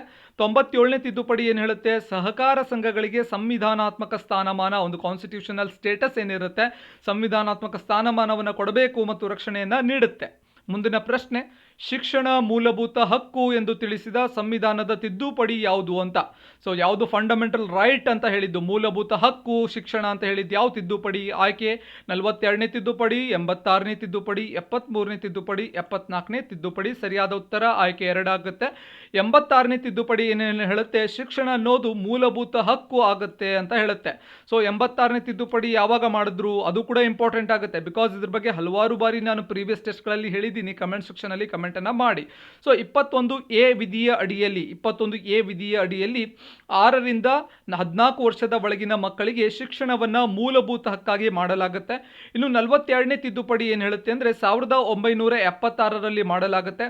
ಈ ಮೂಲಕ ಅಂದ್ರೆ ಈ ತಿದ್ದುಪಡಿ ಮೂಲಕ ಸಮಾಜವಾದ, ಜಾತ್ಯತೀತತೆ ಮತ್ತು ಸಮಗ್ರತೆ ಎಂಬ 3 ಪದಗಳನ್ನ ಸಂವಿಧಾನದ ಪ್ರಸ್ತಾವನೆ ಅಂದ್ರೆ ಪ್ರಿಯಾಂಬಲ್ ಅಂತ ಇಂಗ್ಲಿಷ್ ಅಲ್ಲಿ ಕರಿತೀವಿ, ಅದಕ್ಕೆ ಸೇರಿಸ್ತಾರೆ. ಸೊ ಯಾವ್ದಾದ್ರು ಒಂದು 5 ಎಕ್ಸಾಮ್ ಆದ್ರೂ ಕೂಡ ಈ ಪ್ರಶ್ನೆ ಬಂದೇ ಬರ್ತಾ ಇರುತ್ತೆ, ಹಲವಾರು ಬಾರಿ ಪ್ರಶ್ನೆ ಬರುತ್ತೆ. ಪ್ರಿಯಾಂಬಲ್ ಅಲ್ಲಿ 42ನೇ ತಿದ್ದುಪಡಿಯ ಮೂಲಕ ಪ್ರಸ್ತಾವನೆಗೆ ಯಾವ ಯಾವ ಪದಗಳನ್ನ ಸೇರಿಸಿದ್ರು ಅಂತ ಕೇಳಿದ್ರೆ ಸಮಾಜವಾದ, ಜಾತ್ಯತೀತತೆ ಮತ್ತು ಸಮಗ್ರತೆ. 2 ಅಲ್ಲಿದೆ, 2 ಸಮಾಜವಾದ, ಸಮಗ್ರತೆ, 3ನೇದು ಜಾತ್ಯತೀತತೆ. ನೆನ್ಪಿಟ್ಕೊಳ್ಳಿ. ಹಾಗೆ ಮತ್ತೆ 42ನೇ ತಿದ್ದುಪಡಿಯ ಮೂಲಕ 10 ಮೂಲಭೂತ ಕರ್ತವ್ಯಗಳನ್ನ, ಒಂದು ಫಂಡಮೆಂಟಲ್ ಡ್ಯೂಟೀಸ್ಗಳನ್ನ ಸಂವಿಧಾನಕ್ಕೆ ಸೇರಿಸಲಾಗುತ್ತೆ. 73ನೇ ತಿದ್ದುಪಡಿ ಇಂಪಾರ್ಟೆಂಟ್ ಆಗುತ್ತೆ, ಬಿಕಾಸ್ PDU ಎಕ್ಸಾಮ್ ಅಲ್ಲಿ ಕೂಡ ಕೇಳ್ತಾ ಇರ್ತಾರೆ. 1993ರಿಂದ ಇದು ಜಾರಿಯಲ್ಲಿದೆ. ಈ ಕಾಯ್ದೆಯನ್ನ ಪಂಚಾಯತ್ ರಾಜ್ ಕಾಯ್ದೆ ಅಂತ ಕರಿತೀವಿ. ಸೊ ಪ್ರಶ್ನೆ ಬರುತ್ತೆ, ಪಂಚಾಯತ್ ರಾಜ್ ಕಾಯ್ದೆ ಅಂತ ಯಾವುದನ್ನ ಕರೀತಾರೆ ಅಂತ ಕೇಳಿದ್ರೆ 73ನೇ ತಿದ್ದುಪಡಿಗೆ ಕರೀತಾರೆ. 74ನೇ ತಿದ್ದುಪಡಿ ಕೂಡ 1993ರಿಂದ ಜಾರಿಯಲ್ಲಿದೆ. ಇದಕ್ಕೆ ಮುನ್ಸಿಪಲ್ ಕಾಯ್ದೆ ಅಂತ ಕರೀತಾರೆ. ಸೊ ಇದಕ್ಕೆ ಪಂಚಾಯತ್ ರಾಜ್ ಕಾಯ್ದೆ ಅಂತ ಕರೀತಾರೆ 73ನೇ ತಿದ್ದುಪಡಿಗೆ, 74ನೇ ತಿದ್ದುಪಡಿಗೆ ಮುನ್ಸಿಪಲ್ ಕಾಯ್ದೆ ಅಂತ ಕರೀತಾರೆ. ಮುಂದಿನ ಪ್ರಶ್ನೆ ನೋಡಿ, ದ್ರವದಲ್ಲಿ ಮುಳುಗಿಸಿದ ಒಂದು ಮಸೂರ ಗೋಚರಿಸುವುದಿಲ್ಲ ಯಾಕೆಂದರೆ ಅಥವಾ ಯಾವಾಗೆಂದರೆ ಅಂತ ಕೇಳಿದ್ದಾರೆ. ಆಯ್ಕೆಗಳು: ಮಸೂರದ ನಾಭಿ ದೂರದ ಉದ್ದವು ಶೂನ್ಯವಾಗಿದ್ದಾಗ, ಮಸೂರದ ವಕ್ರೀಭವನ ಸೂಚಕವು ದ್ರವದ ವಕ್ರೀಭವನ ಸೂಚಕಕ್ಕೆ ಸಮನಾದಾಗ, ಮಸೂರದ ವಕ್ರೀಭವನ ಸೂಚಕವು ದ್ರವದ ವಕ್ರೀಭವನ ಸೂಚಕಕ್ಕಿಂತ ಅಧಿಕವಾಗಿದ್ದಾಗ, ಮಸೂರದ ವಕ್ರೀಭವನ ಸೂಚಕವು ದ್ರವದ ವಕ್ರೀಭವನ ಸೂಚಕಕ್ಕಿಂತ ಕಡಿಮೆಯಾಗಿದ್ದಾಗ. ಸರಿಯಾದ ಉತ್ತರ ಆಯ್ಕೆ 2 ಆಗುತ್ತೆ. ಸೊ ಮಸೂರದ ವಕ್ರೀಭವನ ಸೂಚಕ, ವಕ್ರೀಭವನ ಏನಾಗುತ್ತೆ, ಅದರ ಒಂದು ಇಂಡೆಕ್ಸ್ ಇರುತ್ತೆ. ಸೊ ಆ ಇಂಡೆಕ್ಸ್ ಏನಿರುತ್ತೆ ದ್ರವದ ವಕ್ರೀಭವನ ಸೂಚಕಕ್ಕೆ ಸಮನಾದಾಗ, ಸೊ ಎರಡರ ಇಂಡೆಕ್ಸ್ ಕೂಡ ಈಕ್ವಲ್ ಆದಾಗ ನಮಗೆ ದ್ರವದಲ್ಲಿ ಮುಳುಗಿಸಿದಂತಹ ಆ ಮಸೂರ ನಮಗೆ ಗೋಚರಿಸೋದಿಲ್ಲ. ಸೊ ವಕ್ರೀಭವನ ಅಂದ್ರೆ ಏನು ಹಾಗಾದ್ರೆ? ಬೆಳಕು ಒಂದು ಮಾಧ್ಯಮದಿಂದ ಇನ್ನೊಂದು ಮಾಧ್ಯಮದ ಕಡೆಗೆ ಚಲಿಸುವಾಗ, ಒಂದು ಮಾಧ್ಯಮದಿಂದ ಒಂದು ಲೈಟ್ ಇನ್ನೊಂದು ಕಡೆ ಚಲಿಸುವಾಗ ಆ ಎರಡು ಮಾಧ್ಯಮಗಳು ಸಂಧಿಸುವ ಸಮತಲದಲ್ಲಿ ಬೆಳಕು ಬಾಗುತ್ತದೆ, ಬೆಳಕು ಬೆಂಡ್ ಆಗುತ್ತೆ, ಮತ್ತೆ ವೇಗವನ್ನ ಕೂಡ ಬದಲಾವಣೆ ಮಾಡುತ್ತೆ. ಇದಕ್ಕೆ ನಾವು ವಕ್ರೀಭವನ ಅಂತ ಕರಿತೀವಿ. ಮುಂದಿನ ಪ್ರಶ್ನೆ ನೋಡಿ, ಮಾನವನ ಶರೀರದ ಪ್ರತಿ ಜೀವಕೋಶಕ್ಕೂ ಆಮ್ಲಜನಕವನ್ನ ಸಾಗಿಸಿ ತಲುಪಿಸುವುದು ಯಾವುದು ಅಂತ ಕೇಳಿದ್ದಾರೆ. ಕೆಂಪು ರಕ್ತ ಕಣಗಳು, ಬಿಳಿ ರಕ್ತ ಕಣಗಳು, ಹಾರ್ಮೋನ್ಗಳು, ಕಿಣ್ವಗಳು. ಸರಿಯಾದ ಉತ್ತರ ಆಯ್ಕೆ 1 ಆಗುತ್ತೆ. ರೆಡ್ ಬ್ಲಡ್ ಸೆಲ್ಸ್, ಕೆಂಪು ರಕ್ತ ಕಣಗಳು ಈ ಕೆಲಸವನ್ನ ಮಾಡುತ್ತೆ. ಮಾನವನ ಪ್ರತಿ ಜೀವಕೋಶಕ್ಕೂ ಆಮ್ಲಜನಕವನ್ನ ಸಾಗಣೆ ಮಾಡುತ್ತೆ. ಇದಕ್ಕೆ ಎರಿಥ್ರೋಸೈಟ್ಸ್ ಅಂತ ನಾವು ಕರಿತೀವಿ. ಕೆಂಪು ರಕ್ತ ಕಣಗಳು ರಕ್ತದಲ್ಲಿ ಕಡಿಮೆಯಾದರೆ ರಕ್ತಹೀನತೆ ಉಂಟಾಗುತ್ತದೆ. ಸೊ ಯಾವಾಗ RBC ಕೌಂಟ್ ಕಮ್ಮಿ ಆಗುತ್ತೆ ಬ್ಲಡ್ ನಲ್ಲಿ, ಆವಾಗ ನಮಗೆ ರಕ್ತಹೀನತೆ ಉಂಟಾಗುತ್ತೆ. ಸೊ ಇದರಲ್ಲಿ ಬ್ಲಡ್ ಗ್ರೂಪಿಂಗ್ ಕೂಡ ಬರುತ್ತೆ. A group, B group, AB group ಮತ್ತೆ O ಗ್ರೂಪ್ ಅಂತ ಬರುತ್ತೆ. ಇದರಲ್ಲಿ ಯೂನಿವರ್ಸಲ್ ಡೋನಾರ್ ಅಂತ ಒಂದು ಬರುತ್ತೆ, ಯೂನಿವರ್ಸಲ್ ರೆಸಿಪಿಯೆಂಟ್ ಅಂತ ಒಂದು ಬರುತ್ತೆ. ಪ್ರೀವಿಯಸ್ ಟೆಸ್ಟ್ಗಳಲ್ಲಿ ನಾನು ಡಿಸ್ಕಸ್ ಮಾಡಿದ್ದೇನೆ ಯಾವುದು ಯೂನಿವರ್ಸಲ್ ಡೋನಾರ್, ಯಾವುದು ಯೂನಿವರ್ಸಲ್ ರೆಸಿಪಿಯೆಂಟ್, ಎರಡನ್ನ ಕೂಡ ಕಮೆಂಟ್ ಸೆಕ್ಷನ್ ಅಲ್ಲಿ ಕಮೆಂಟ್ ಅನ್ನ ಮಾಡಿ. ಮುಂದಿನ ಪ್ರಶ್ನೆ ನೋಡೋಣ. ಮರಳುಗಾಡಿನ ಮರೀಚಿಕೆಗೆ ಕಾರಣ ಏನು ಅಂತ, ಒಂದು ಮಿರೇಜ್ ಫಾರ್ಮೇಷನ್ ಆಗುತ್ತೆ ಮರಳುಗಾಡಿನಲ್ಲಿ, ಡೆಸರ್ಟ್ ಅಲ್ಲಿ. ಅದಕ್ಕೆ ಕಾರಣ ಏನು ಅಂತ ಕೇಳಿದ್ದಾರೆ. ಆಯ್ಕೆಗಳು ವಕ್ರೀಭವನ, ವರ್ಣಾಂತರಿಕ ಪ್ರತಿಫಲನ, ವರ್ಣ ವಿಭಜನೆ, ಬೆಳಕಿನ ಚದುರುವಿಕೆ. ಸರಿಯಾದ ಉತ್ತರ ಆಯ್ಕೆ 1 ಆಗುತ್ತೆ, ವಕ್ರೀಭವನ. ಸೊ ಮರಳುಗಾಡಿನಲ್ಲಿ ಒಂದು ಮಿರೇಜ್ ಫಾರ್ಮ್ ಆಗೋಕೆ ರೀಸನ್ ಬಂದ್ಬಿಟ್ಟು ವಕ್ರೀಭವನ ಆಗುತ್ತೆ. ಸೊ ಇದರಲ್ಲಿ ಎರಡು ಫೆನಾಮಿನನ್ ಇನ್ಕ್ಲೂಡ್ ಆಗುತ್ತೆ, ಒಂದು ವಕ್ರೀಭವನ, ಇನ್ನೊಂದು ಸಂಪೂರ್ಣ ಆಂತರಿಕ ಪ್ರತಿಫಲನ ಕೂಡ ಇನ್ಕ್ಲೂಡ್ ಆಗುತ್ತೆ. ಎರಡು ಇಂಪಾರ್ಟೆಂಟ್. ಸಪೋಸ್ ಆಪ್ಷನ್ ಅಲ್ಲಿ ವಕ್ರೀಭವನ ಮಾತ್ರ ಕೊಟ್ಟರೆ ವಕ್ರೀಭವನ ಟಿಕ್ ಮಾಡಿ, ವಕ್ರೀಭವನ ಮತ್ತು ಸಂಪೂರ್ಣ ಆಂತರಿಕ ಪ್ರತಿಫಲನ ಅಂತ ಇದ್ರೆ ಎರಡನ್ನ ಕೂಡ ಟಿಕ್ ಮಾಡಬೇಕಾಗುತ್ತೆ. ಮುಂದಿನ ಪ್ರಶ್ನೆ ನೋಡೋಣ. ಶೈಕ್ಷಣಿಕ ಸಂಶೋಧನೆ ಆರ್ಥಿಕತೆಯ ಯಾವ ವಲಯಕ್ಕೆ ಸೇರುತ್ತದೆ? ಬಿಕಾಸ್ ಆರ್ಥಿಕತೆಯಲ್ಲಿ ವಲಯಗಳು ಬರುತ್ತೆ, ಪ್ರಾಥಮಿಕ ವಲಯ, ದ್ವಿತೀಯ ವಲಯ, ತೃತೀಯ ವಲಯ, ಚತುರ್ಥಕ ವಲಯ ಅಂತ. ಆ ರೀತಿ ಶೈಕ್ಷಣಿಕ ಸಂಶೋಧನೆ ಅನ್ನೋದು ಈ ಯಾವ ವಲಯಕ್ಕೆ ಸೇರುತ್ತೆ? ಆಯ್ಕೆಗಳು ಪ್ರಾಥಮಿಕ ವಲಯ, ದ್ವಿತೀಯಕ ವಲಯ, ತೃತೀಯಕ ವಲಯ, ಚತುರ್ಥಕ ವಲಯ. ಸರಿಯಾದ ಉತ್ತರ ಆಯ್ಕೆ 4 ಆಗುತ್ತೆ, ಚತುರ್ಥಕ ವಲಯಕ್ಕೆ ಒಂದು ಶೈಕ್ಷಣಿಕ ಸಂಶೋಧನೆ ಸೇರುತ್ತೆ. ಇನ್ನು ಪ್ರಾಥಮಿಕ ವಲಯಕ್ಕೆ ಉದಾಹರಣೆ ಯಾವುದು? ಸೊ ಎಕ್ಸಾಮ್ ಅಲ್ಲಿ ಕೇಳ್ತಾ ಇರ್ತಾರೆ ಎಕನಾಮಿಕ್ಸ್ ಸೆಕ್ಷನ್ ಅಲ್ಲಿ. ಪ್ರಾಥಮಿಕ ವಲಯ ಅಂತಂದ್ರೆ ಪ್ರೈಮರಿ ಸೆಕ್ಟರ್ ಅಂತ ಇಂಗ್ಲಿಷ್ ಅಲ್ಲಿ ಕರಿತೀವಿ. ಸೊ ಗಣಿಗಾರಿಕೆ, ಒಂದು ಮೈನಿಂಗ್ ಅನ್ನೋದು ಪ್ರಾಥಮಿಕ ವಲಯಕ್ಕೆ ಸೇರುತ್ತೆ. ದ್ವಿತೀಯಕ ವಲಯಕ್ಕೆ ತಯಾರಿಕೆ ಸೇರುತ್ತೆ. ಹಾಗೆ ತೃತೀಯಕ ವಲಯಕ್ಕೆ ಕರೆ ಕೇಂದ್ರಗಳು ಸೇರುತ್ತೆ. ಮುಂದಿನ ಪ್ರಶ್ನೆ ನೋಡಿ. ಹಣಕಾಸಿನ ಮತ್ತು ಸಾಲದ ನೀತಿಯು ಈ ಕೆಳಗಿನ ಯಾರಿಂದ ಪ್ರಕಟಿಸಲ್ಪಡುತ್ತದೆ ಅಂತ ಕೇಳಿದ್ದಾರೆ. ಹಣಕಾಸಿನ ಮತ್ತು ಸಾಲದ ನೀತಿ. ಆಯ್ಕೆಗಳು ಕೇಂದ್ರದಲ್ಲಿನ ಹಣಕಾಸಿನ ಮಂತ್ರಿಮಂಡಲ, Reserve Bank of India, State Bank of India, NITI Aayog. So ಆಯ್ಕೆ 2 ಸರಿಯಾದ ಉತ್ತರ ಆಗುತ್ತೆ. ರಿಸರ್ವ್ ಬ್ಯಾಂಕ್ ಆಫ್ ಇಂಡಿಯಾ ಏನು ಮಾಡುತ್ತೆ, ಹಣಕಾಸಿನ ಮತ್ತು ಸಾಲದ ನೀತಿಯ ಕೆಳಗಿನಿಂದ ಒಂದು RBI ಪ್ರಕಟಣೆ ಮಾಡುತ್ತೆ. Reserve Bank of India Hilton Young ಕಮಿಷನ್ನ ರೆಕಮೆಂಡೇಶನ್ ಮೇಲೆ ಫಾರ್ಮ್ ಆಗುತ್ತೆ. ಸೊ ಇದರ ಕೇಂದ್ರ ಕಚೇರಿ ಇರೋದು ಮುಂಬೈನಲ್ಲಿ. ಇದರ ಪ್ರಸ್ತುತ ಮುಖ್ಯಸ್ಥರು ಯಾರಿದ್ದಾರೆ ಅಂತಂದರೆ ಶಕ್ತಿಕಾಂತ್ ದಾಸ್ ಇದರ ಪ್ರಸ್ತುತ ಮುಖ್ಯಸ್ಥರಿದ್ದಾರೆ. ಹಾಗೆ RBIಗೆ ಸಂಬಂಧಿಸಿದಂತೆ repo rate, reverse repo rate, bank rate, ಈ ಎಲ್ಲ ವರ್ಡ್ಗಳ ಬಗ್ಗೆ ತಿಳ್ಕೊಬೇಕಾಗುತ್ತೆ. ಇದ್ರ ಬಗ್ಗೆ ಪ್ರೀವಿಯಸ್ ಟೆಸ್ಟ್ಗಳಲ್ಲಿ ಹಲವಾರು ಬಾರಿ ಡಿಸ್ಕಸ್ ಮಾಡಿದ್ದೇವೆ. ದಯವಿಟ್ಟು ಟೆಸ್ಟ್ಗಳನ್ನು ಕಂಟಿನ್ಯೂ ಆಗಿ ನೋಡಿದ್ರೆ ಆಲ್ಮೋಸ್ಟ್ ನಿಮಗೆ ಇನ್ಫಾರ್ಮೇಷನ್ ಮೈಂಡಲ್ಲಿ ಇರುತ್ತೆ. ಸೊ ಮುಂದಿನ ಪ್ರಶ್ನೆ ನೋಡೋಣ. 2011ರ ಜನಗಣತಿಯ ಮೇರೆಗೆ ಕರ್ನಾಟಕ ರಾಜ್ಯದ ಸರಾಸರಿ ಜನಸಂಖ್ಯಾ ಸಾಂದ್ರತೆ. ಸೊ ಜನಸಂಖ್ಯಾ ಸಾಂದ್ರತೆ ಕ್ವಶನ್ ಮಾರ್ಕ್ ಕೊಟ್ಟಿದ್ದಾರೆ. ಜನಸಂಖ್ಯಾ ಸಾಂದ್ರತೆ ಅಂತಂದರೆ ಪಾಪ್ಯುಲೇಷನ್ ಡೆನ್ಸಿಟಿ ಅಂತ ಕರಿತೀವಿ, ಪಾಪ್ಯುಲೇಷನ್ ಡೆನ್ಸಿಟಿ ಅಂತ. ಸೊ ಆಯ್ಕೆಗಳನ್ನು ನೋಡೋಣ. ರಾಷ್ಟ್ರೀಯ ಜನಸಂಖ್ಯಾ ಸಾಂದ್ರತೆಗೆ ಸಮನಾಗಿರುತ್ತದೆ. ಅಂದರೆ 2011ರ ಜನಗಣತಿ ಪ್ರಕಾರ ಕರ್ನಾಟಕ ರಾಜ್ಯದ ಒಂದು ಜನಸಂಖ್ಯಾ ಸಾಂದ್ರತೆ ರಾಷ್ಟ್ರೀಯ ಜನಸಂಖ್ಯಾ ಸಾಂದ್ರತೆಗೆ ಸಮನಾಗಿರುತ್ತದೆ ಅಂತ ಕೊಟ್ಟಿದ್ದಾರೆ. ರಾಷ್ಟ್ರೀಯ ಜನಸಂಖ್ಯಾ ಸಾಂದ್ರತೆಗಿಂತ ಅಧಿಕವಾಗಿರುತ್ತೆ, ರಾಷ್ಟ್ರೀಯ ಜನಸಂಖ್ಯಾ ಸಾಂದ್ರತೆಗಿಂತ ಕಡಿಮೆ ಆಗಿರುತ್ತೆ, ರಾಷ್ಟ್ರೀಯ ಜನಸಂಖ್ಯಾ ಸಾಂದ್ರತೆಯ ಸರಾಸರಿಯೊಂದಿಗೆ ತುಲನೆ ಮಾಡಲಾಗುವುದಿಲ್ಲ ಅಂತ ಕೊಟ್ಟಿದ್ದಾರೆ. ಸರಿಯಾದ ಉತ್ತರ ಏನಾಗುತ್ತೆ ಅಂದರೆ ಆಯ್ಕೆ 3 ಆಗುತ್ತೆ. ರಾಷ್ಟ್ರೀಯ ಜನಸಂಖ್ಯಾ ಸಾಂದ್ರತೆಗಿಂತ ಕಡಿಮೆ ಆಗಿರುತ್ತೆ. ಸೊ ಕರ್ನಾಟಕದ ಒಂದು ಪಾಪ್ಯುಲೇಷನ್ ಡೆನ್ಸಿಟಿ ಏನಿದೆ ಅದು ಭಾರತದ ಒಂದು ಪಾಪ್ಯುಲೇಷನ್ ಡೆನ್ಸಿಟಿಗಿಂತ ಕಡಿಮೆ ಇರುತ್ತೆ ಅಂತ ಕೊಟ್ಟಿದ್ದಾರೆ. ಬಿಕಾಸ್ ಕರ್ನಾಟಕದ ಎಷ್ಟಿದೆ ಪಾಪ್ಯುಲೇಷನ್ ಡೆನ್ಸಿಟಿ ಅಂತಂದರೆ 319 ಇದೆ 2011ರ ಜನಗಣತಿ ಪ್ರಕಾರ. ಸೊ ಭಾರತದ ಪಾಪ್ಯುಲೇಷನ್ ಡೆನ್ಸಿಟಿ ಎಷ್ಟಿದೆ 382 ಇದೆ. ಎರಡು ಒಂದು ಸಂಖ್ಯೆಗಳನ್ನು ನೆನ್ಪಿಟ್ಕೊಳ್ಳಿ. ಸಪೋಸ್ ಎಕ್ಸಾಮಲ್ಲಿ ಕೇಳ್ತಾರೆ 2011ರ ಜನಗಣತಿಯ ಪ್ರಕಾರ ಭಾರತದ ಜನಸಾಂದ್ರತೆ ಎಷ್ಟಿತ್ತು ಅಂತ ಕೇಳಿದ್ರೆ 382 ಟಿಕ್ ಮಾಡಿ. ಕರ್ನಾಟಕದ ಜನಸಾಂದ್ರತೆ 2011ರ ಜನಗಣತಿ ಪ್ರಕಾರ ಎಷ್ಟಿತ್ತು ಅಂತಂದರೆ 319 ಇತ್ತು. 319, 382. ಸೊ ಎರಡು ಸಂಖ್ಯೆಗಳನ್ನು ನೆನ್ಪಿಟ್ಕೋಬೇಕಾಗುತ್ತೆ. ಸೊ ಪಾಪ್ಯುಲೇಷನ್ ಡೆನ್ಸಿಟಿ ಇಂಪಾರ್ಟೆಂಟ್ ಆಗುತ್ತೆ. ಇವನ್ ಒಂದು ಹೈಯೆಸ್ಟ್ ಡೆನ್ಸಿಟಿ ಇರುವಂತಹ ರಾಜ್ಯ ಯಾವುದು ಅಂತ ಕೇಳಿದ್ರು ಅದು ಕೂಡ ಇಂಪಾರ್ಟೆಂಟ್ ಆಗುತ್ತೆ. ಸೊ ಪ್ರೀವಿಯಸ್ ಟೆಸ್ಟ್ಗಳು ಕಂಪಲ್ಸರಿ ಇಂಪಾರ್ಟೆಂಟ್ ಆಗಿರುತ್ತೆ. ಬಿಕಾಸ್ ಎಸ್ಪೆಷಲಿ 545 PSI ಎಕ್ಸಾಮ್ಗೆ ಯಾರು ಪ್ರಿಪೇರ್ ಆಗ್ತಾ ಇದ್ದೀರಾ, ಕೊನೆ 10 ಡೇಸ್, ಲಾಸ್ಟ್ 10-15 ಡೇಸ್ ಈ ಒಂದು ಟೆಸ್ಟ್ ಸಿರೀಸ್ ವಿಡಿಯೋ ಏನು ನಡೀತಾ ಇದೆ, ವಿಡಿಯೋ ಸಿರೀಸ್ ಏನಿದೆ test videos, so 1 or 2 times revision ಮಾಡಿಕೊಂಡು ಎಕ್ಸಾಮ್ಗೆ ಹೋದರೆ 100% 40 to 50 ಕ್ವಶನ್ಸ್ಗೆ ನಿಮಗೆ ಡೈರೆಕ್ಟ್ಲಿ ಆರ್ ಇಂಡೈರೆಕ್ಟ್ಲಿ ಹೆಲ್ಪ್ ಆಗುತ್ತೆ. ದಯವಿಟ್ಟು ವಿತೌಟ್ ಮಿಸ್ ವಾಚ್ ಮಾಡಿ. ಮುಂದಿನ ಪ್ರಶ್ನೆ ನೋಡೋಣ. ಈ ಕೆಳಗಿನ ಯಾವ ವರ್ಷದಲ್ಲಿ ಭಾರತವು ತನ್ನ ಮೊದಲ ಒಲಿಂಪಿಕ್ ಹಾಕಿಯಲ್ಲಿ ಚಿನ್ನವನ್ನು ಗಳಿಸಿತು ಅಂತ ಕೇಳಿದ್ದಾರೆ. ಆಯ್ಕೆಗಳು 1928, 1932, 1936, 1948. ಸರಿಯಾದ ಉತ್ತರ ಆಯ್ಕೆ ಒಂದಾಗುತ್ತೆ 1928. 1928ರಲ್ಲಿ ಸೊ ಭಾರತದ ಒಂದು ಹಾಕಿಯಲ್ಲಿ ಪ್ರಥಮ ಒಂದು ಒಲಿಂಪಿಕ್ನಲ್ಲಿ ಚಿನ್ನದ ಪದಕವನ್ನು ಗೆಲ್ಲುತ್ತೆ. ಒಲಿಂಪಿಕ್ ಚಿನ್ನದ ಪದಕವನ್ನು ಭಾರತ ಹಾಕಿಯಲ್ಲಿ ಗೆಲ್ಲುತ್ತೆ. ಸೊ ಹಾಕಿ ಮಾಂತ್ರಿಕ ಯಾರು? ಮೇಜರ್ ಧ್ಯಾನ್ ಚಂದ್. ಮೇಜರ್ ಧ್ಯಾನ್ ಚಂದ್ ಅವರಿಗೆ ಒಂದು ರೀಸೆಂಟ್ ಆಗಿ ಗೌರವವನ್ನು ಕೊಡಲಾಗಿದೆ. ಏನು ಗೌರವವನ್ನು ಕೊಟ್ಟಿದ್ದಾರೆ? ರಾಜೀವ್ ಗಾಂಧಿ ಖೇಲ್ ರತ್ನದ ಒಂದು ನೇಮ್ ಅನ್ನ ಚೇಂಜ್ ಮಾಡಿದ್ದಾರೆ. ಮೇಜರ್ ಧ್ಯಾನ್ ಚಂದ್ ಖೇಲ್ ರತ್ನ ಅಂತ ಕರೀತಾ ಇದ್ದಾರೆ. ಇವಾಗ ರಾಜೀವ್ ಗಾಂಧಿ ಖೇಲ್ ರತ್ನದ ಪ್ರಶಸ್ತಿಯ ನೇಮ್ ಏನಿತ್ತು ಅದನ್ನು ಚೇಂಜ್ ಮಾಡಿ ಮೇಜರ್ ಧ್ಯಾನ್ ಚಂದ್ ಖೇಲ್ ರತ್ನ ಅಂತ ಕೊಡ್ತಾ ಇದ್ದಾರೆ. ಹಾಗೆ ರೀಸೆಂಟ್ ಆಗಿ 2020 ಟೋಕಿಯೋ ಒಲಿಂಪಿಕ್ ನಲ್ಲಿ ಒಂದು ಹಾಕಿ ಇವೆಂಟ್ ಅಲ್ಲಿ ಪುರುಷರ ಹಾಕಿ ತಂಡ 41 ಇಯರ್ಸ್ ಆಫ್ಟರ್ ಒಂದು ಹಾಕಿಯಲ್ಲಿ ಒಲಿಂಪಿಕ್ ನಲ್ಲಿ ಒಂದು ಕಂಚಿನ ಪದಕವನ್ನ ಗೆದ್ದಿದೆ. ಸೊ ಅದೇ ರೀತಿ ವುಮೆನ್ ಹಾಕಿ ಟೀಮ್ ಕೂಡ ಒಂದು 4th ಪ್ಲೇಸ್ ಅನ್ನ ಸೆಕ್ಯೂರ್ ಮಾಡಿದೆ. ಸೊ ಅದ್ರ ಮೇಲೆ ಮತ್ತೆ ಇವನ್ ಫಸ್ಟ್ ಟೈಮ್ ಒಂದು ಒಲಿಂಪಿಕ್ ನಲ್ಲಿ ಚಿನ್ನದ ಪದಕ, ವೈಯಕ್ತಿಕ ಚಿನ್ನದ ಪದಕವನ್ನು ಯಾರು ಗೆದ್ರು ಅಂತ ಕೇಳಿದ್ರೆ ಅಭಿನವ್ ಬಿಂದ್ರಾ 2008 ಬೀಜಿಂಗ್ ಒಲಿಂಪಿಕ್ ಅಲ್ಲಿ ಗೆಲ್ತಾರೆ.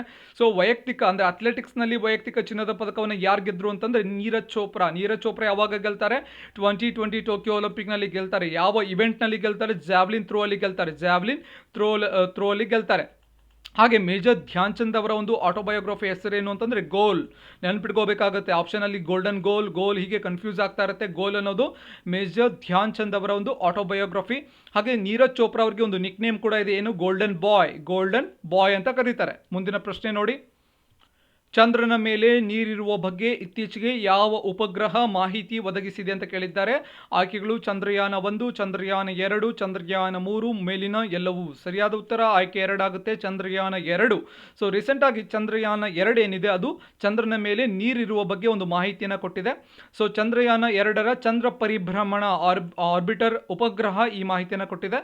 ಚಂದ್ರಯಾನ 2ರ ಆರ್ಬಿಟರ್ ಕಳುಹಿಸುತ್ತಿರುವಂತಹ ದತ್ತಾಂಶಗಳನ್ನು, ಡಾಟಾಗಳನ್ನು ಆಧರಿಸಿ ನಡೆಸುತ್ತಿರುವ ಅಧ್ಯಯನದಲ್ಲಿ ಈ ಅಂಶ ಬಹಿರಂಗವಾಗಿರುತ್ತೆ. ಸೊ ಈ ಒಂದು ಮಾಹಿತಿಯನ್ನು ಕರೆಂಟ್ ಸೈನ್ಸ್ ಎನ್ನುವ ಒಂದು ನಿಯತಕಾಲಿಕೆಯಲ್ಲಿ ಒಂದು ಮ್ಯಾಗಝಿನ್ ಅಲ್ಲಿ ಅನೌನ್ಸ್ ಮಾಡಿದ್ದಾರೆ, ಪ್ರಕಟ ಮಾಡಿದ್ದಾರೆ. ಆರ್ಬಿಟರ್ ಉಪಗ್ರಹದಲ್ಲಿ ಇನ್ಫ್ರಾರೆಡ್ ಸ್ಪೆಕ್ಟ್ರೋಮೀಟರ್ ಅನ್ನ ಅಳವಡಿಸಲಾಗಿರುತ್ತೆ. ಸೊ ನೆಕ್ಸ್ಟ್ ಚಂದ್ರಯಾನ 2 ಕೂಡ 2022 ಅಲ್ಲಿ ಲಾಂಚ್ ಆಗುವಂತ ಚಂದ್ರಯಾನ 3 2022 ಅಲ್ಲಿ ಒಂದು ಲಾಂಚ್ ಆಗುವಂಥ ಸಾಧ್ಯತೆ ಇರುತ್ತೆ. ಚಂದ್ರಯಾನ ಸಿರೀಸ್ ಇಂಪಾರ್ಟೆಂಟ್ ಆಗಿರುತ್ತೆ ಬಿಕಾಸ್ ಸೊ ಹಲವಾರು ಬಾರಿ ಸೈನ್ಸ್ ಅಂಡ್ ಟೆಕ್ ಅಲ್ಲಿ ಕ್ವಶನ್ಸ್ಗಳು ಬರ್ತಾ ಇರುತ್ತೆ. ಮುಂದಿನ ಪ್ರಶ್ನೆಯನ್ನು ನೋಡೋಣ. 3 ಸಂಖ್ಯೆಗಳ ಮೊತ್ತ 216 ಆಗಿದೆ. ಆ ಸಂಖ್ಯೆಗಳು 2, 3, 4ರ ಅನುಪಾತದಲ್ಲಿವೆ. ಹಾಗಾದರೆ ಆ ಸಂಖ್ಯೆಗಳು ಯಾವುವು ಅಂತ ಕೇಳಿದ್ದಾರೆ. ತುಂಬ ಈಸಿಯಾಗಿ ಸಾಲ್ವ್ ಮಾಡ್ಬೋದು. ಮೊದಲು 2, 3, 4 ಕೂಡಿಸ್ಬೇಕಾಗುತ್ತೆ. 2 + 3 + 4 ಕೂಡಿಸಿದ್ರೆ 9 ಬರುತ್ತೆ. ಸೊ 9 ಆಯ್ತಲ್ವಾ. ಸೊ ಅವಾಗ ನೆಕ್ಸ್ಟ್ ಯಾವ ರೀತಿ ಬರ್ಕೋಬೇಕು? ಮೊದಲ ಸಂಖ್ಯೆಯನ್ನು ಕಂಡುಹಿಡಿಯೋಣ. ಫಸ್ಟ್ ಸಂಖ್ಯೆ ಯಾವುದು? 2/9. ಫಸ್ಟ್ ಸಂಖ್ಯೆ 2 ಅಂತ ಕೊಟ್ಟಿದ್ದಾರೆ, 2ರ ಅನುಪಾತ. ಸೊ 2/9 × 216 ಅಂತ ಬರ್ಕೋಬೇಕು. So 9 1s 9 24s 216. 216 9ರಿಂದ ಭಾಗಿಸಿದಾಗ ಎಷ್ಟರಿಂದ ಭಾಗಾಕಾರ ಆಗುತ್ತೆ? 24ರಿಂದ ಭಾಗಾಕಾರ ಆಗುತ್ತೆ. 24 × 2 ಎಷ್ಟಾಗುತ್ತೆ? 48 ಆಗುತ್ತೆ. ಇದು ಮೊದಲ ಸಂಖ್ಯೆ ಆಗಿರುತ್ತೆ. ಎರಡನೇ ಸಂಖ್ಯೆ ಕೂಡ ಇದೇ ರೀತಿ. ಸೊ ಎರಡನೇ ಅನುಪಾತ ಎಷ್ಟಿದೆ? 3 ಇದೆ. 3 ಬರ್ಕೊಳ್ಳಿ, ಅದರ ಕೆಳಗಡೆ 9 ಬರ್ಕೊಳ್ಳಿ. 3/9. 9 ಅನ್ನೋದು ಒಟ್ಟು ಅನುಪಾತಗಳ ಮೊತ್ತ ಆಗುತ್ತೆ. ಗುಂಡ್ಲೆ 216. 9 1 9 24 216. 24 3 ಎಷ್ಟಾಗುತ್ತೆ? 72 ಆಗುತ್ತೆ.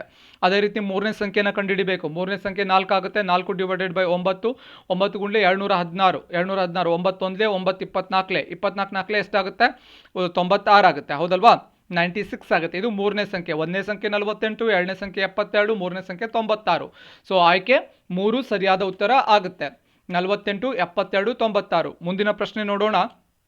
ಒಂದು ನಿಖರವಾದ ಗಡಿಯಾರ ಬೆಳಿಗ್ಗೆ 10 ಗಂಟೆ ತೋರಿಸುತ್ತದೆ ಮತ್ತು ಮಧ್ಯಾಹ್ನ 4 ಗಂಟೆ ತೋರಿಸುತ್ತದೆ. ಈ ಮಧ್ಯೆ ಗಡಿಯಾರವು ಎಷ್ಟು ಡಿಗ್ರಿಗಳ ಮೂಲಕ ತಿರುಗುತ್ತದೆ ಅಂತ ಕೇಳಿದ್ದಾರೆ.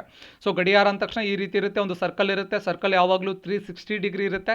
ಸೊ ಹೌದಲ್ವಾ? 360 ಡಿಗ್ರಿ ಎಷ್ಟು ಒಂದು ನಂಬರ್ಸ್ ಬರುತ್ತೆ? 12 ನಂಬರ್ಸ್ ಬರುತ್ತೆ. 1, 12, 1 2 3 4 5 6 7 8 9 10 11 12 ಟೋಟಲ್ 12 ಬರುತ್ತೆ. 360 ಡಿವೈಡೆಡ್ ಬೈ 12 ಮಾಡೋಣ. 12 ಒಂದ್ಲೆ 12 ಮೂರ್ಲೆ 12 ಎಷ್ಟಲೇ 360 ಬರುತ್ತೆ. 12 30 ಅಲ್ವಾ, 12 30 360 ಅಂದರೆ 30 ಡಿಗ್ರಿ ಅನ್ನೋದೇನು ಪರ್ ಅವರ್.